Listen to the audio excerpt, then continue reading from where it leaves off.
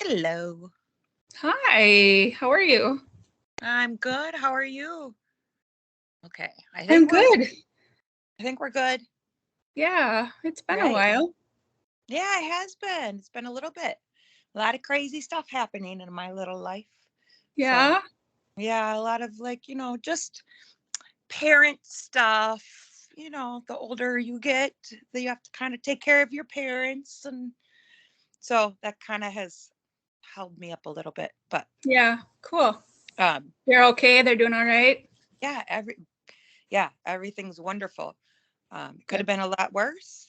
Um, but the best case scenario happened, so can't complain. And I am just grateful and um, much appreciated that everybody is back home, comfortable, happy, healthy, and moving. So, Good. Good. yeah, wonderful. How have you been? Good. Taking it day by day. Yeah, I do. I understand that. Um, but today my name is Shifra. I know that we've done quite a few videos, but I should probably introduce us since. So my name is Shifra Morgan, Michelle.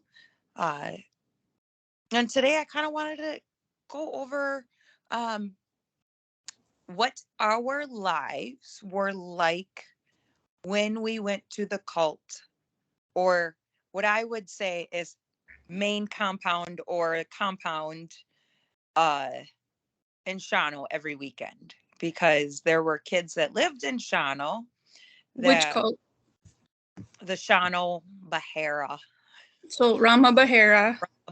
the Shawano cult, the Yeah, one the up in. disciples of the Lord Jesus Christ. That was, um, Well, that was the name that started it. I don't. yeah, Yeah, and um, it's, it was centralized in Shawano, Wisconsin. It's yeah, where the main hub was. yeah. And before well, I should say once they bought that property, we kind of pretty much everybody went to Shawano. We didn't really do the other people's houses and stuff like they did before that. So, like my grandparents' house Yeah, was we a went to meeting your house. grandparents' house a lot. Yeah, Couple, I remember being at their house. yeah. I So, was really, really small, but I remember being there. yeah. Hmm. It's so funny to drive by that house now and like see it. And, there's so much history there. And um, anyway, my biological family just sold it not too long ago. So um, Wow. I when my, wonder what feelings I would have if I went there. I wonder if I'd remember yeah, I don't know. it, or like what feelings I would get if I drove past, or. Yeah, yeah. I don't have a whole lot of memories being there at my grandparents' house because we didn't really go there. We stayed in Shawano once we moved to Shawano. Um, so I don't remember really the meetings before Shawano. I have a So your couple your black. biological parents lived. My biological parents lived in Iron Mountain, close to where my grandparents' house was. So we were close to the like when they would come up and do meetings or whatever, until they bought the compound or whatever in Shawano. And then my biological parents and family moved to Shawano. Not, I would have to say, I had to been like 6 or 7 when we moved. Um, my older siblings went to school in Iron Mountain and that kind of stuff. And that was one of the reasons why we moved, because they were getting into trouble and stopping at candy stores and buying hula hoops. And we were getting caught. And yeah, we had Wow, a what a lot of, blasphemy. yeah, we had a lot of hula hoops that were cut up and chopped Were up. you buying them or taking them? I do believe that my older siblings would buy them because they would walk home from school and they would stop at the stores, and they had a candy store. I would have to ask them again the details on that. My biggest memory of the house in Iron Mountain was all of us sitting around watching our biological father cut the hula hoops, and the little BBs or whatever that were in it would roll on the ground, and we would try to chase them and get them. Oh. We never would be able to keep them, but we would try to get them. And like I said, my biological father was not he sometimes would make cutting up the hula hoops kind of fun for us because, well, it was. He probably felt bad that he had to take them away from you. Yeah, so he would kind of make I could see that in him. Yeah. I could see that being. So we were mad. I could see that from his personality. Yes. So we would get mad that we didn't have the hula hoops anymore, but we weren't mad at him for cutting it up because we weren't supposed to have it, and he was just doing what was right or whatever. So he would kind of make it a game a little bit. We still knew it was wrong to have the hula hoops, but when he was cutting them up, he was joking about it at the same time. So it made it fun for us in a way. Oh, and marbles. Marbles was huge. We would play on the sidewalk with marbles for hours and hours, and we wouldn't want to come inside. And so we would get I'm going to call the cops on you. And we'd see a cop car driving through or whatever. And all of us kids would haul ass towards the door because we thought that our biological mom had called the cops on us. And so, yeah. Why? So we would get in the house and listen to her.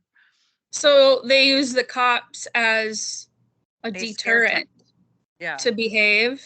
Yeah. So, because we were groomed to be scared of the police. Yes. Because the police helped to kidnap some of our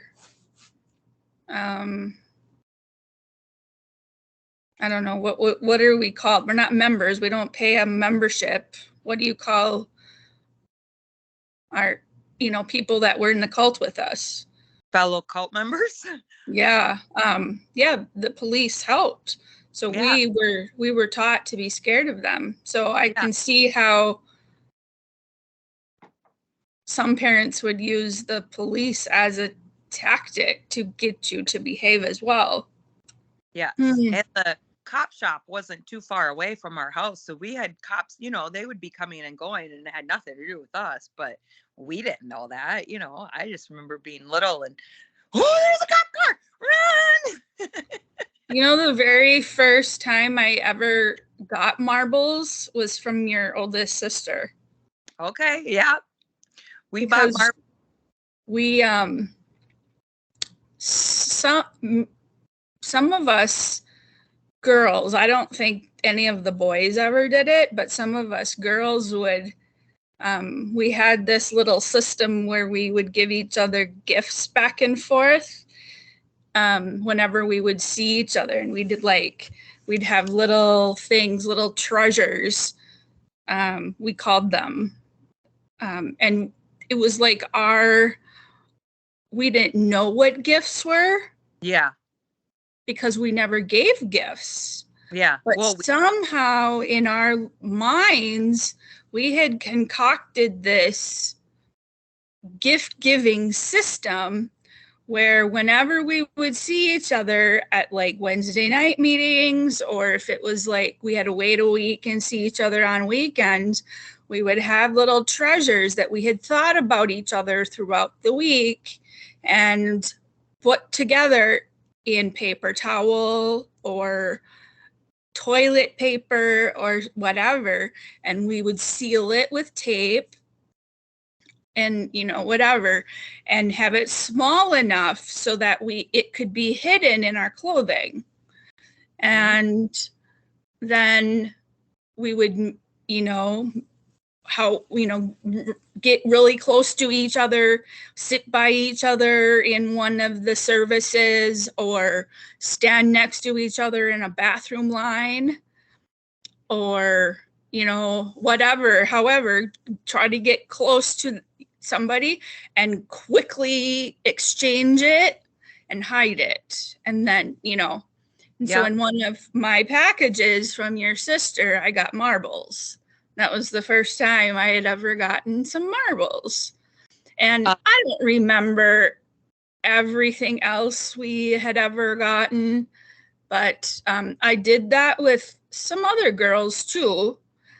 And I look back on those things, and it those are memories that I will cherish. Those are mhm. memories that fill me with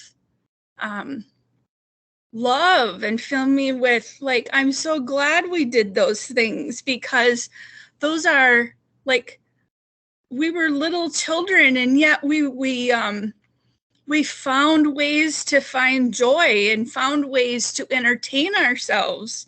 And I'm so excited that we did, because it showed the survival instinct and even the rebelliousness that we all had. It went on for a couple years. Before Your we all got Huh? before we all got caught. Did you guys, your age group, do stuff like that too? Yeah. Oh my gosh, I got caught one night. It was out at the farm in Okay. Racine that I got caught, and I was blamed for the whole thing. So I was punished. Howard, do you remember how you were punished? No. Okay. I think if I start, I should like write about it. I should write about this incident, because I think the memory might come back more right now. That's very fuzzy to me.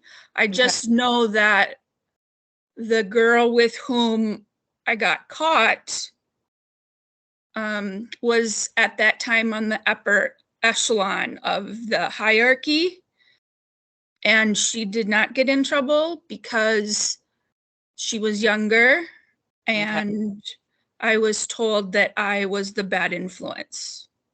Yeah.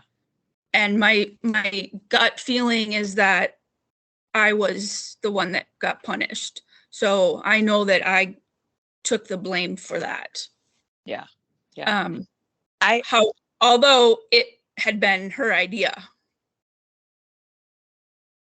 Yeah. That's how it went. That's usually how everything went. With the kids that were the more strong-willed were the ones that got into the most trouble. Like he knew which kids needed to be broken and which kids were easily broken and which kids weren't easily broken. And he used that all the time. So if a kid was already broken or he thought they were already broken, those kids didn't get into a whole lot of trouble. They were more like his little angels. And everybody else that kind of said, well, questioned it. This child, in my opinion, was one of those who would go out of her way to tattle. Yes. And So brown nose. He broke her, and she would do whatever to get on his good side. She didn't want any bad things, so that's what she did. And it didn't matter who she threw under the bus. It didn't matter what was going on. As long as she stayed on his good side, that's all that mattered. And that was his goal for everyone. He wanted to break you to the point where you would go to him for everything. He wanted you to rely on him and be the only person. And when you had a kid that was like that, which meant that they were a tattletale, meant that they would break your trust, go behind your back, tattle on you, any kind of secret that you thought that you could like rely or they would never tell or anything like that, you would find out, you would tell them like on a Wednesday or one weekend, and the next weekend they would have tattled on you, and that whole weekend your life was just hell, and everybody picked on you, threw things at you, kicked you, punched you as they Sit walked on by, you. spit on you, whatever it was. Everybody, the whole congregation, all of everybody would gang up on you and pick on you. Or if they didn't, everybody else was silent. Yes. Yes. And the silence was almost worse. Was just as bad or worse. Yes. Yeah. Yeah. Yeah. And that's what he did with all of us, all the kids, everybody. He tried to get everybody to backstab one another. And as soon as he would see that a couple of kids would get like a group or like a, little clique going, he made sure that he was involved in that little clique, and he would find out the leaders of that little clique, and he would have a private little conversation with them and get on, kind of like on the ends, or buddy up the kind of leaders of the clique. And then you would have everybody else falling in line because they were part of that clique and they were tight. And it wasn't until they realized too late that they had been, backstabbed. Or a lot of times for me, I was very, I wouldn't say defiant, but when I realized that you couldn't tell anybody anything, I really didn't tell anybody anything, and I kept it to myself. And I ended up being one of those kids that didn't have um uh I guess a lot of girlfriends, like the girls. I wasn't like liked by the girls. And so I hung out with like a lot of the boys, more to say, because I felt like I could trust them more, or they wouldn't tattle on me, or we wouldn't have the private conversations that I would have with the girl. You understand what I'm saying? Mm-hmm. So I kind of protected myself that way. Um, but I really feel like that was part of the conditioning.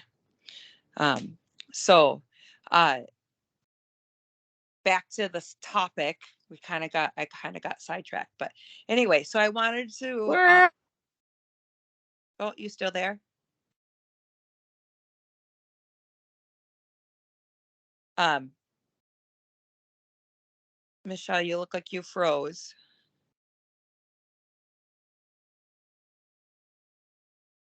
Oh, Okay, I see you back. there Okay. you are. There you are. Okay, so back to the topic. So when I was little, before we moved to Shawano, my biological parents would travel every Friday to go to Shawano. We would get there Friday whenever Randy got done with work. We'd all leave, drive down. We would stay at I'm calling it a compound. It is a compound. It is a compound. It was a compound with multiple people's houses on it. Yes. That's exactly what it is. Yes. And the surrounding properties were owned by cult members. Yep. Yeah. So we would get there Friday. We would stay on the compound Friday, Saturday, Sunday until he released us. And you never knew what time Friday or Sunday night you would leave. It could be 1:00 in the morning. It could be 3:00 in the morning. It didn't matter. You were released when he released you. Let's see. We would spend Friday night. There would be a small meeting or like prayer meeting, which Rama would not really come to. It was more of whoever showed up on time that Friday night, because people would come from all over the place. And they would start arriving from like 4:00 Friday night to like, who knows, sometimes midnight, sometimes 1:00. It just depended on when they could get out of work and come. And it also depended on, I think, on how far away they lived, because some of them lived quite far. I think that might have started later. Like, what year would you say? Because that's really all my memories. I have a few memories of living in Iron Mountain, but not a lot. Most of my memories are in Shawano at the compound. Okay. You know what I mean? Like, I remember a little bit going to other places for beatings, but not enough for me to really retell. I remember the compound at Rama's in So Shawano. the majority of your memories are from when you lived in Shawano within just a few blocks, miles from the Yeah, compound. yeah, it took us about ten minutes to get from our house driving to the compound. Oh my gosh, this reminds me of like when I would read stories from like other cults, and they're describing and they describe living on like compounds in northern Mexico and southern United States. It's just like the same repeated story. No Yep. wonder he would only let us watch. Remember, we would go upstairs and only watch videos on other cult members and on Hitler and on, we would only, he was getting freaking ideas. Oh yeah. Anyway, well, as I've said before, our family was stabilized in Rochester, Minnesota. Okay. We There was other families that came from like Mankato. There was others. I don't know when families started coming from the Twin Cities area or moving there, but eventually people were coming from there. For our family, my dad was the one that worked, and he worked in the Twin Cities. For a majority of my childhood, he worked in the Twin Cities. And so, that's a good hour and a half drive from Rochester. So we had to wait till he got home.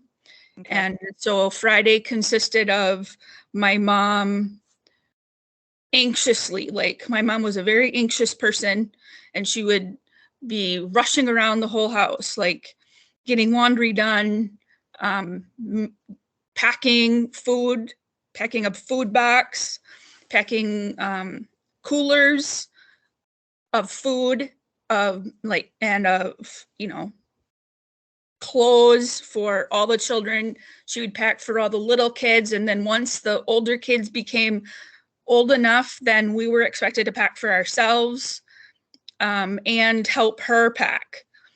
Our jobs were to make sure that everything was, if my dad had taken the vehicle that was going to be going to Shawano, then we had to have all of the stuff ready to go by the door so that when dad came home, it was all ready to get into the car. If he had left the vehicle home, we had to have it all packed, the vehicle all packed and ready to go.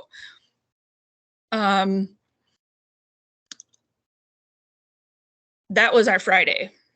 Once dad got home, he would get ready to leave, maybe eat supper. Lots of times we just ate supper on the way. He would call Rama, tell Rama he was on, we were all ready to go, and ask Rama which route to take, the northern route or the southern route.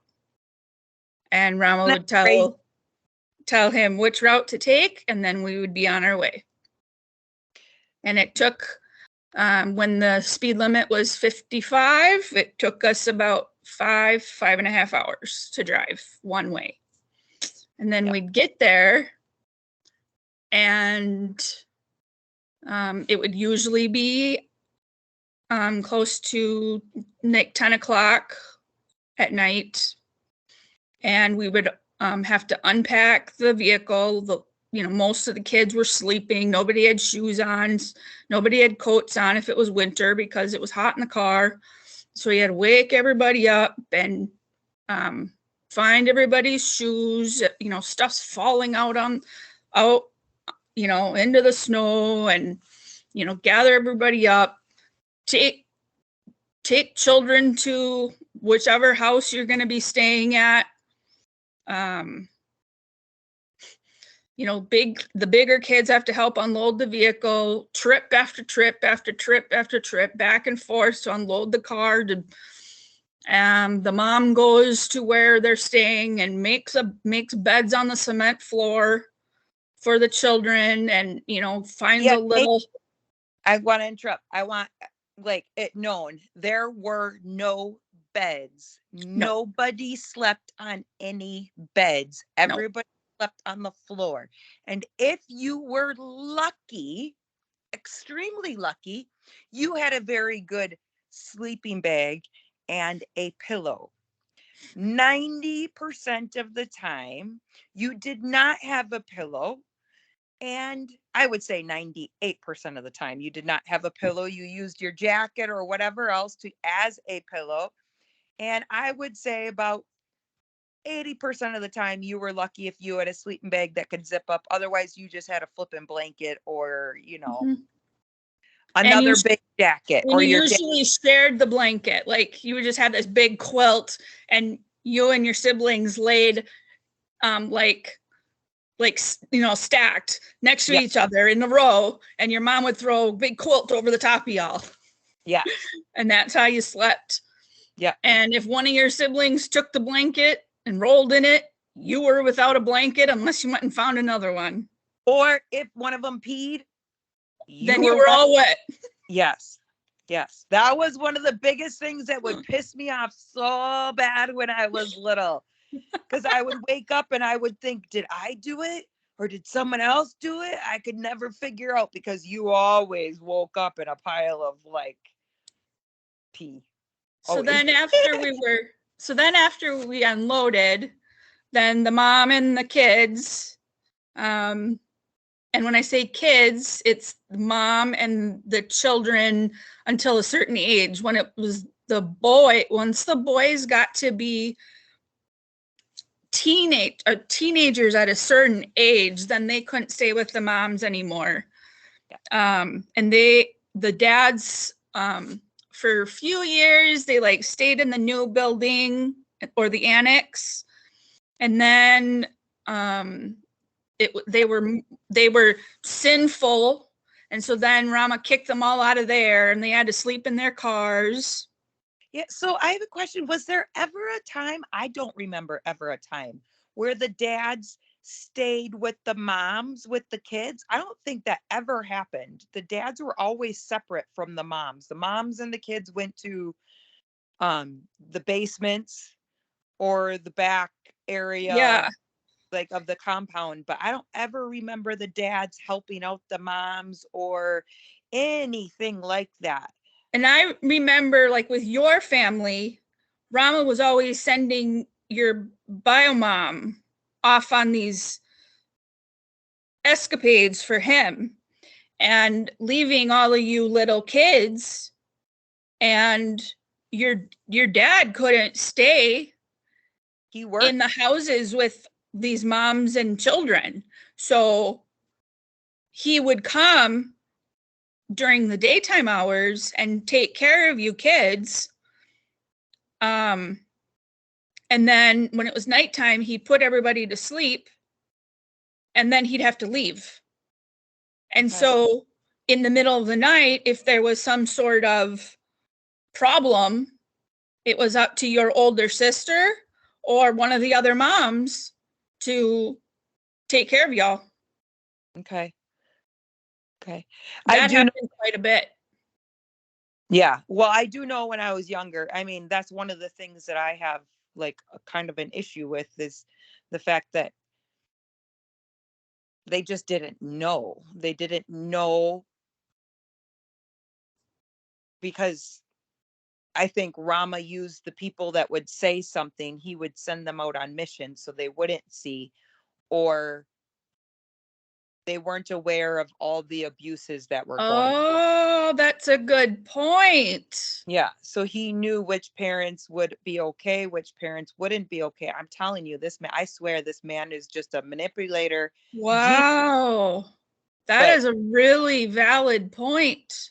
Sarah was one of those people that just wouldn't tolerate certain things, even if, and so when she was in her strong mind, he would send her out on missions and, make her feel like she was up here, Right.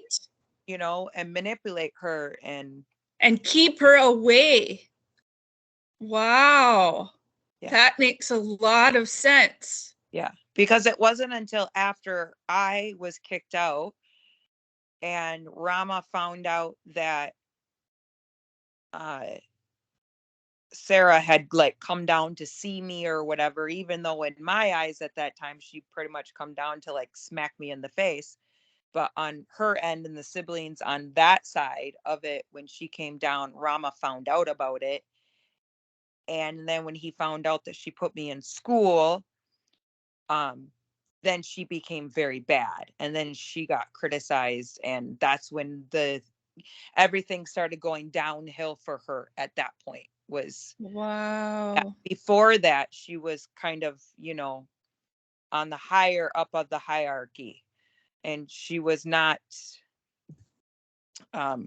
you know, I don't ever remember Randy and Sarah being um, attacked like my younger siblings say that they were, um, because they were on the higher of the hierarchy. You know what I mean? When I was there, when I left or when I was kicked out, there's no way you could leave at 13 years old. You're kicked out at that time.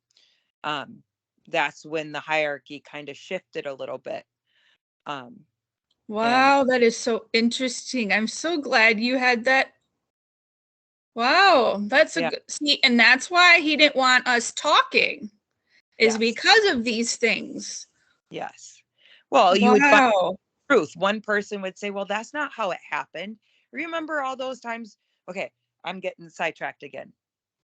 Um, but you know, when we were cutting grass with scissors, we weren't allowed to talk or anything like that. Well, why? Because then we would find out each other's secrets and what really happened and find out that, oh, that's not really what happened, because he Mm-hmm. would tell one person something and then he would tell another person something else.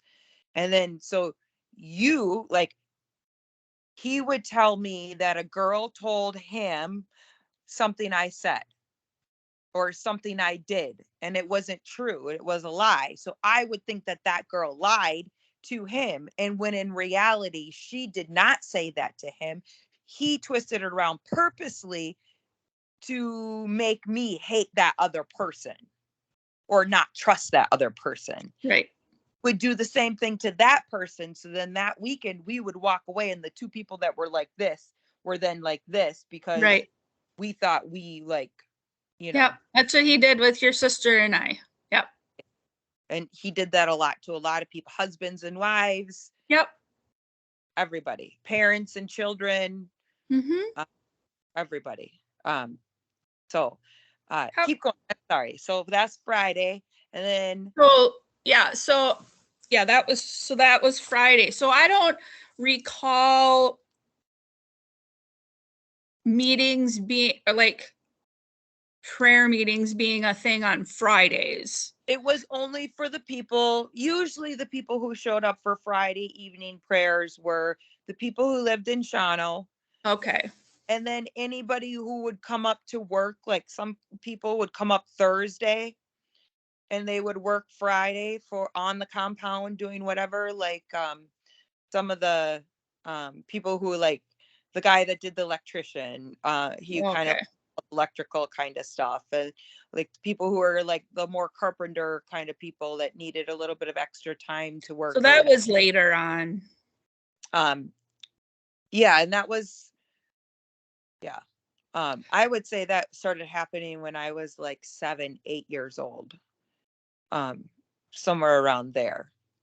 um So then oh, so then Saturday mornings, I hated Saturday mornings. They were my worst. I we had hated to wake up at 5 o'clock.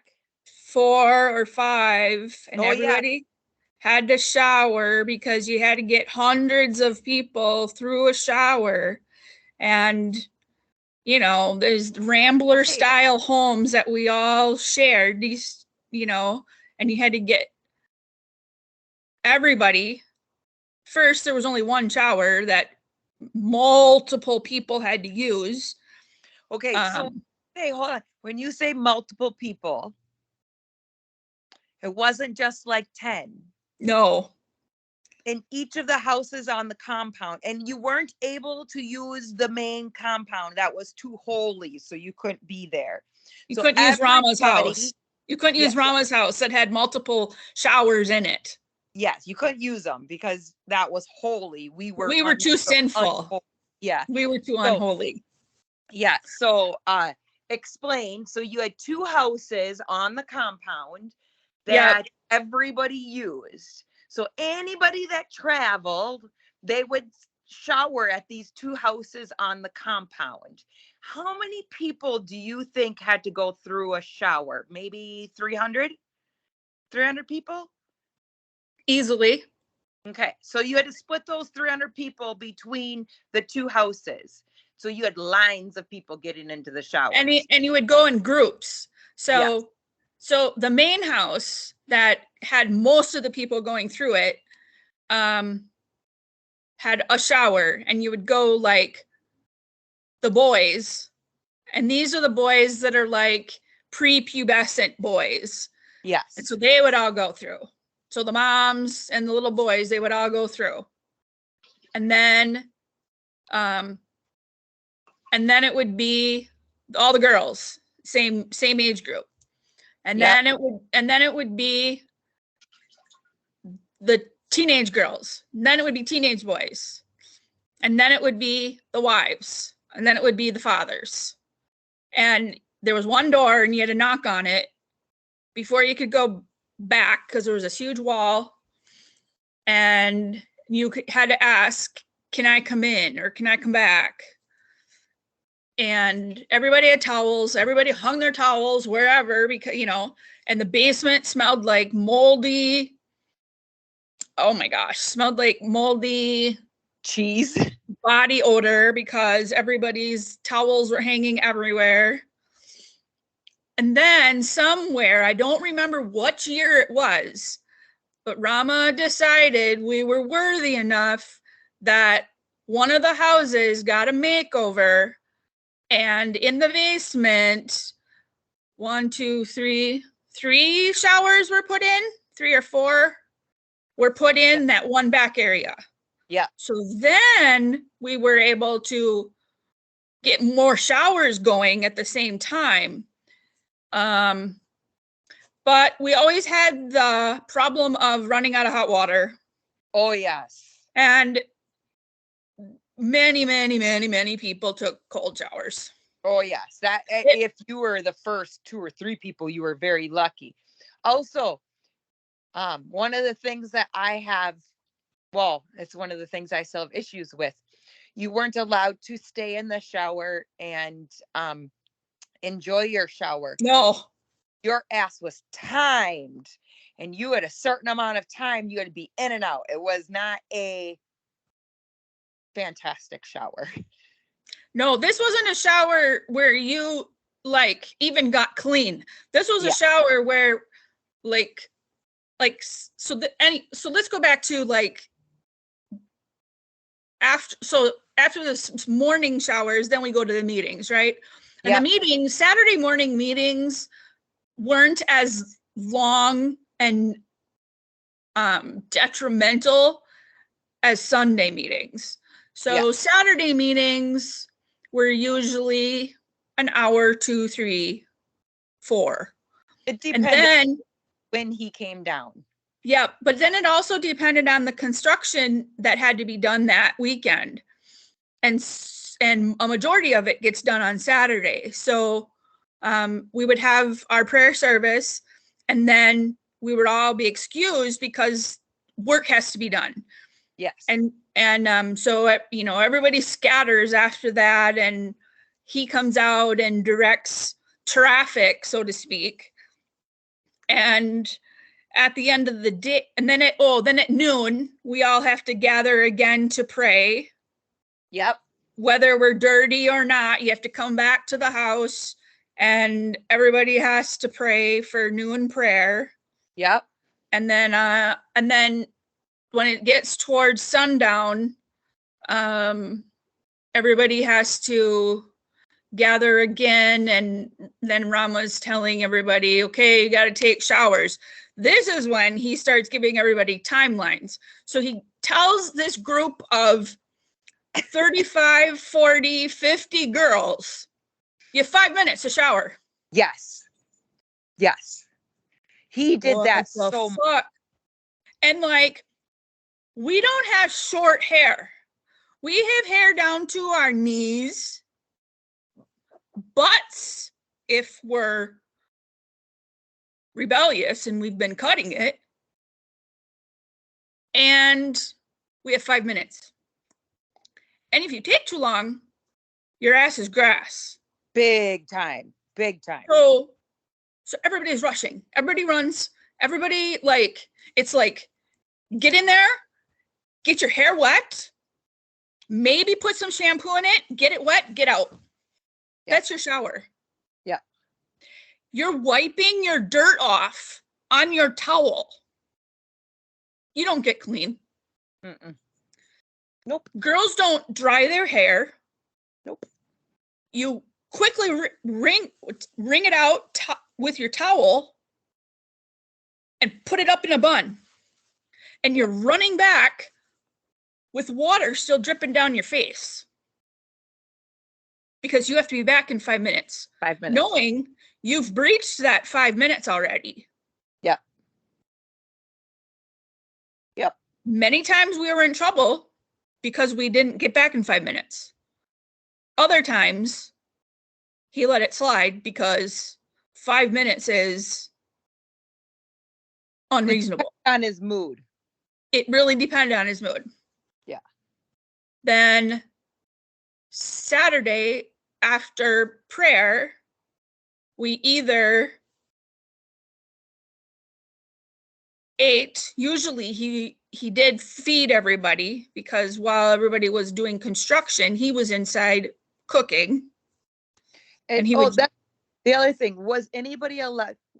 I don't remember after a certain age being able to eat anything unless he gave permission for us to eat. Correct. So and that was like into your teenage years. Yeah. So like if you were like 10 years old, you were not eating during the day. I think it was more towards, I would say more 12, 13. Oh, I remember being 9, 10 years old and being told, wow, you can't have anything to eat. You have to wait. And I remember quite a few of the kids. Then that started changing later too. Yeah, because there was quite a few times where, I mean, we would go up and sneak. I've talked to one of my best guy friends he and I grew up together, and we've just been very close for decades together. We've had our ups and downs, don't get me wrong, but we think and believe that Rama's abuse of us changed throughout the years. His tactics changed. Oh yeah. And he went more like, he was physical with a lot of us versus like mentally and emotionally with a lot of the later ones. Do you see what I'm saying? Yes. Because as the older ones started leaving and started talking, then he started changing how he was being abusive. Well, you remember that one video where I said, like, I had said something to the fact of, I forget the phrase that I used, but it wasn't as abusive or something like that. And that's what I was meaning. Like, the kind of abuse changed. It wasn't so physical. It was more mental. He could mess with the little kids. It still was physical, but yes, you're right. Yes, but the cattle prod disappeared. The barrels disappeared. Like, like my little siblings do not remember the cattle prod at all. They don't remember. And I have like, and your little siblings, what age are they now? They in their, I would say, late 20s, early 30s. Yep. And they don't have and like of and that. there's kids, you know, my age, we're late 40s into our 50s, you know, late Yeah. 50s. So there's a huge span of an age gap where he changed how he manipulated and how he abused. Yes. Yes. And that was very much, I picked up on, like, that was one of the, I think that was one of the things that made me have more rebelliousness in me as a little kid, because at one point in time I was more afraid of the cattle prod than I was afraid of his lashing, verbal lashing, um, and everybody else attacking me. You know what I So, mean? so then we'd So, eat. If we were lucky, we'd eat. If he didn't yeah. cook, he would send us to eat. If you were And lucky. then, if we were lucky, and Yeah. then sometimes construction would continue, floodlights would come on, construction would continue. Mothers with little children would go put them to bed. We Older would work kids, the night. huh? We would work through the night. Yep. Many, Older many. kids and older girls, older boys, the fathers that work through the night sometimes, The many moms. times. Moms would baby to bed. Moms didn't start working until much later. The times where I was growing up, mothers were more treated softer and were allowed to be mothers and sent with their kids. That started changing when I was a teenager. So, how old were you when they were doing like the annex? Because I have vivid memories of moms, toddlers, children. Like, my earliest memories, I had to been 6, 7, 8, were of moms with cans digging trenches. Yeah, and then those things happened, but those things did happen. But I guess in my mind,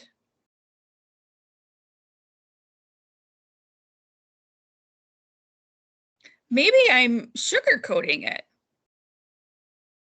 I just like yeah, I mean, I just Maybe like I'm not remembering. on Saturdays, my vivid memories of like what would happen is, but I lived in Shawano, so we would wake up at 5 o'clock in the morning, take our showers. Well, we didn't have a showers. We had just had a bathtub, so all of us kids would get in there. Then we would get in the car, go to the compound, and we had to be there by like sun coming up, or 5:30, 6 o'clock, and we would go in, sit. You had to all sit on your knees with your hands in your lap. You couldn't move. Once you got into the meeting, you were not allowed to get up, go to the bathroom, or do anything unless you had Yeah, permission. yeah, To get up. mothers did work, but I'm saying like at the end of the night, like after the Saturday night meetings, like Oh, there see, were and I have vivid memories of all moms putting babies down to sleep and then like working and working. there Uh, were times, but I just don't recall often enough for it okay, all right. for it to be a Common thing. common thing in my brain. Okay. I remember moms and like everybody using their hands as shovels with concrete, and I remember times, but see, you know, the cult's been in existence for damn near 50 years. And Yeah. so if you take that whole spread and you say how often, I would say 40%. Okay. All right. That makes sense. And I have to keep reminding myself, um, I was just there for a short period of time versus a lot of other kids. Yeah. you know, so my memory of it is just a very small snippet of that time. And no, I'm not, and I'm also not saying that, I'm not trying to minimize at all that no. that it was right or that it's wrong. I'm not minimizing anything, but there were women who, like my mom, who Rama knew mentally and emotionally could not handle certain things. Okay. My mom was not built emotionally and mentally to have as many children as she did. And he knew that. My mother was not asked and was not made to do hard labor. Okay. She would have something really terrible, like beyond what have ever happened to us, would have happened to her. There are other mothers where Rama would say, go and get some rest. Because he knew which ones couldn't. But I feel like the ones that he said needed to go have a rest or whatever, he wasn't doing it to be nice. He wasn't doing it to be, No, you know, like, oh, you can't handle this, you need to go he was rest. doing it to save his reputation. Yes. Or he was using them in a different way and doing that with them to get them on his side because they didn't really want to be doing that kind of stuff. So Like they were the ones left to take care of the babies. Yes. Yes. Or he was having relationships with the moms that he would let go and not work. Oh, you need to go rest. You need to go rest. You need to go, you know, go take it easy or go, you know, do this. And those are the women that I find out later he had a relationship with. So anyway, let's continue. So Saturday. I'm horrible at this. So then Sunday, it's like Saturday morning. We have to get up super early before the crack of dawn. You have to, everybody has to get through showers. Yeah. And get into your best clothes, your best Sunday clothes, which is white. Everybody had to wear white. Long sleeve shirts and blouses and long skirts that touch your ankles. Yeah. And even the collars of your shirt had to be a certain thing for Sunday. Saturday you could get away with a rounded collar sometimes. On Sunday, no, you didn't dare try it. You would wear a pointed collar. Boys had to wear black. I'm pretty sure they had to wear black on Sunday. They couldn't wear khaki. Yep. Yep. And they had to wear a shirt underneath their shirts. An undershirt. Yep. And then Sunday was the marathon sessions where we had to sit on our knees. Like, I think most people know what that means, in a praying position. Like most people know what that means. If you're like in a bowing position, but sitting up. Yes. Yes. Well, yeah. Bowing. And the only people that were able to stand were like people who couldn't kneel or physically couldn't kneel, and they would stand in the way back. Yeah. Like the elderly could have chairs. Yes. And then elderly could have chairs, and then the adults that couldn't sit stood in the way back. Everybody else kneeled and prayed with their forehead hitting the ground or on the floor. Your hands had to be a certain way. And everybody, it was a cement floor at the beginning, and then eventually they put plywood down. Well, first the meetings were upstairs in Rama's house, and then it was carpet. And then Then it was downstairs in the red carpet room with red carpet, but cement. And then it was out on the rocks, and we sat on rocks. And then, I mean, we had our services wherever Rama decided. We had them on dirt, we had them on cement, we had them on tar paper, we had them on the deck. Do you remember having services up on the deck with the sun shining down on on the steel? Hot. Yeah, it would burn your legs. Oh my gosh, you had to have cardboard or blanket, otherwise you would get, I don't know what degree burns, but you would get burned. Yeah. And then on Sunday morning meetings, that was the same. Like, he would come down, you'd sit there and sing and pray, play accordion, everybody would sing, and then he would come down at some time, like an hour in, sometimes 2 hours in. It just depended on when he felt like showing up. And then he would preach for hours on end. Yeah. And then he would chastise everybody.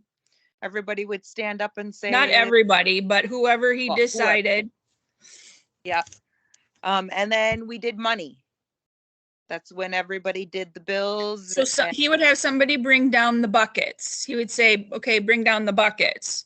So then one of his many mistresses that hang out with him would bring down the many buckets, and who knows what they were for, but then everybody was lining up. So every child would have at least $1 in their hand and would line up to put the $1 in and then go sit down. And then, like, they would line up, put $1 in this bucket, put $1 in this bucket, put $1 in this bucket. And then when you left, how many buckets were you guys? I can't recall that, but there wasn't. So when I left, I was 18. So there wasn't as many buckets. I think there was maybe 2 buckets when I left on top of tithing. Okay. But in 2000, let's see, I started going back a couple times in like 2007, 2008, between 2008 and 2012-ish. I would go back periodically once in a while, and it seemed like there was 15. Okay. And it was for all kinds of things. And then periodically there would be, somebody going around going, there's a need. Yes. Yeah. And that was the word for, we don't care if you eat. We don't care if you have a house. We don't care what you do. Rob a bank. Get the money. There were many times, and I'm not kidding you when I say this. There were many times he would tell people that the Lord showed him that they should give so much money.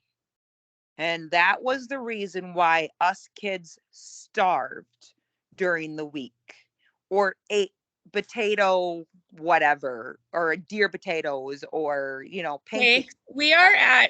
We are almost an hour. Okay. All right. Yeah, I'm gonna have to leave here soon, but let's just finish up. Is it quite an hour yet, or is it? No, it's just about an hour. So, okay. Quickly finish up Sunday, and so that's Sunday. Yeah. And then the afternoon, sometimes the services go into the afternoon, sometimes they go into the evening. If they stop after the buckets, then sometimes work happens. Other kids, and then sometimes, kids just hang around and sit around. Sometimes nothing's happening, and,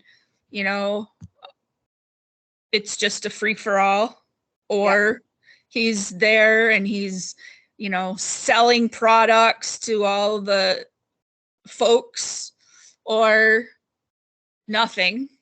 Everybody's just hanging around doing nothing. Or everybody's working. It all depends. And then when Sunday night comes and everybody starts taking off, you have to wait until he comes down and he starts releasing people. And then again, every father has to say, which route should we take home? The northern route or the southern route? And then when he tells you which route to take, then you can go home. Yep. And once again, you have to pack everything up from whichever house you were staying at, and everybody in your family helps you. And no extra family. No, like, your family can't help my family. Nope. We have to do it ourselves, because if some other family, if Rama found out some other family is helping my family, whoa, then my mom and dad are horrible. Yeah. They can't help. We can't help each other. Yeah. Yeah. So, well, and then we go. And sometimes Rama didn't release us till 2, 3 o'clock in the morning. And my dad had to be in the cities to work Monday morning. And was there ever a time where the parents didn't go into work, even though they got home at like 10 minutes before they had to leave for work? I don't know. I don't ever remember. My dad was always chastised because he was really a good worker, and he hated not going to work. Yeah. Yeah. I remember them leaving and having to go to work right away, or not being able to sleep and having to go right to work. So they would be up like a total of 24 hours, and it didn't matter. You just went to work because you had to make money for Rama. And if you didn't go to work, it was bad on your part, because then you were a day out of money, and that was less money for him. I wonder how many people are gonna like comment about our life, like just this video, and what they think of it. I wish people would let us know what they think, because well, and this is just the tip of the iceberg. Like, they're not even like, they don't even know the small details of what would happen on the weekends, But this is just general. But I would like people's feedback, because like I said, we made our own memories and we had our good times. So I would just like people's feedback to, like, what questions do people want answers to? What other things should we talk about? Yes. To help us. I would like, if anybody else wants to jump on and like do this too, because just from the things that you experience, the things that you remember are different than how I experience things and how I look at things, and the things that I remember, because I got out so early and you were there until you were 18. And like, so everybody has like a different. And I was influenced much longer. Yes, you were. Yes. Yeah. So it's just, so if anybody else wants to jump on with us and give their version of what they felt the weekends were like. I mean, we all can pretty much say we all had to be there on, from sun up to sundown, Saturday and Sunday, no matter what. That was just, if you didn't go on the weekends, oh my goodness, you were just an evil, evil, horrible person. And the ones that didn't come very often, they weren't chastised, but they weren't part of us. You're right. And that was very well known. And that was, and then you also had, there was a big difference between the Shawano kids and the kids that traveled. And the Shawano kids were able to get away with a lot more stuff, because we had ways to get in and out where the kids who traveled didn't know those little tricks to the trade. And the only way there were also things that the Rochester kids could get away with that the Shadow kids couldn't get away with. Yes, like during the week and stuff. So, everybody's memory is a little bit different on how things were. And it's so fascinating to me. It is. It's just amazing, because like what my older siblings experience is totally different than what my baby siblings experience. And I was in the middle of that. So I have a little bit of the awful, awful, horrible abuses that were very physical. And then I also have memories of the abuse that was very mental, and the transition there. And so like I kind of in the middle, but then I was gone and I didn't see the mental abuse that he was able to do. And I think that's almost worse, than what the physical abuse was, because my younger siblings are they're just, I say it's cult brain, where the older siblings don't quite have the cult brain. They're not, they aren't as programmed. Yes, thank you. That's the best way to putting it. Yes, they aren't as programmed. And the younger ones seem to have a harder time coming out of the programming. Being deprogrammed. Yes, yes. So they know that something was wrong. And when I say something to them about what was wrong, instead of them being able to say, yes, that was totally wrong and should never have happened, they go, well, it wasn't quite. And it's like, you're still programmed. You're not quite unprogrammed. Deprogrammed. Deprogrammed, yes.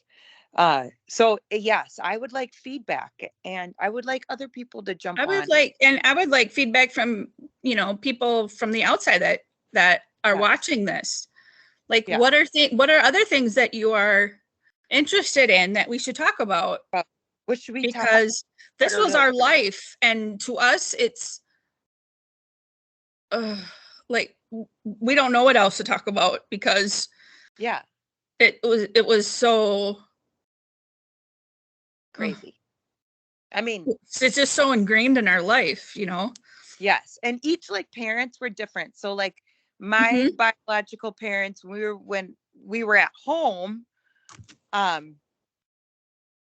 life was different than a lot of other kids, because we had a stay-at-home mom. Sarah stayed at home, where a lot of the other moms worked.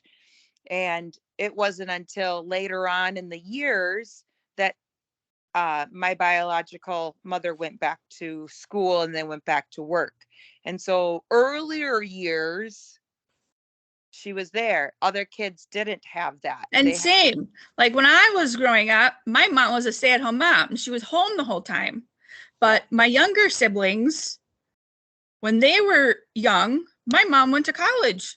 Yeah. She was an older mom and she went to college. So what my younger siblings know of, the cult, well, they don't know the exact thing that I know, because they were 8 and 8 and 9 or 7 and whatever and 14. They were much younger than me when they were taken out of the cult.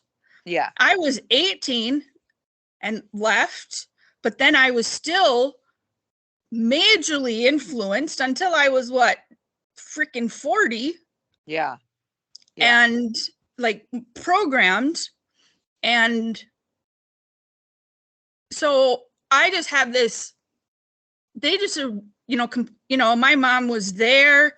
Like my mom and dad taught me like a Christian foundation. Like my mom taught me hymns. She taught me stuff that her parents had taught her. So my upbringing at home with my own mother was completely different than the upbringing that my younger siblings got from my mother. So my view of her is different than their view of her. Yeah. And may contribute to the reason why I feel differently about her than they do. Yeah. There's so many dynamics to that. Yes. That's very. And then I wish people would just reach out to us and let us know. We should probably cut this now because people will get sick and tired of looking at us after an hour. Yes. The last thing before I want to say before we hang up, or end it, the other thing is too, there was a lot of people who didn't go to the meetings or the weekends, but would still have communications with Rama. And even though they didn't go, they were still very influenced. And yes, influenced by him. And even though they didn't go or talk to him a lot, when something important or something big happened in their life, they would reach out and call and talk to him and let him decide those big decisions. So even though the kids were out living their normal life as adults in normal society, they still weren't. They were very much still programmed. And then if you say, but you're still involved with the cult, they'll say, no, I'm not. Correct. I haven't been to Shawano.